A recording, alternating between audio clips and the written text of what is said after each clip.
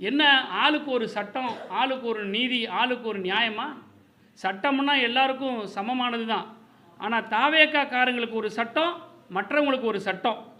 ஈரோடு பவானி பகுதியை சேர்ந்த திரு அருண் என்பவர் ஒரு குட்காவை 140 கிலோ குட்காவை கடத்துகிறாரு.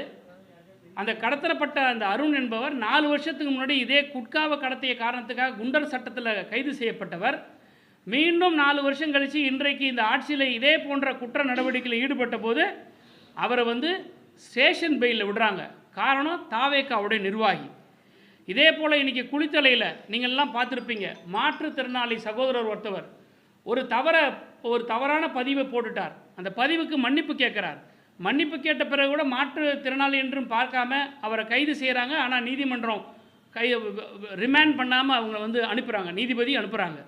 ஆனால் அதே குளித்தலை பகுதியில் ஒரு பெண்ணுக்கு பாலியல் தொல்லை செய்த தாவேகாவுடைய ஒன்றிய செயலாளர் அவர் மேலே இதுவரைக்கும் வழக்கு தொடுக்கல, அவர் கைது செய்யலை. ஆனால் பொதுமக்களே போய் அவரை வீடு பூந்து அடிச்சிருக்கிறாங்க.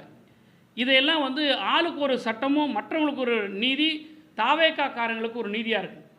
நாங்கள் மீண்டும் மீண்டும் சொல்கிறோம், ஸ்ரீவைகுண்டம் சட்டமன்ற உறுப்பினர் திரு சரவணன் பாலியல் குற்றச்சாட்டுக்குள் ஆகியிருக்கிறார்.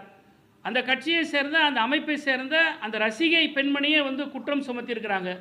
இது வரைக்கும் அவர் மேலே எந்த விதமான நடவடிக்கை இல்லை. ஆனால் வேடிக்கைன்னா 2 போலீஸ் பாதுகாப்போடு இப்போ போகிறார்.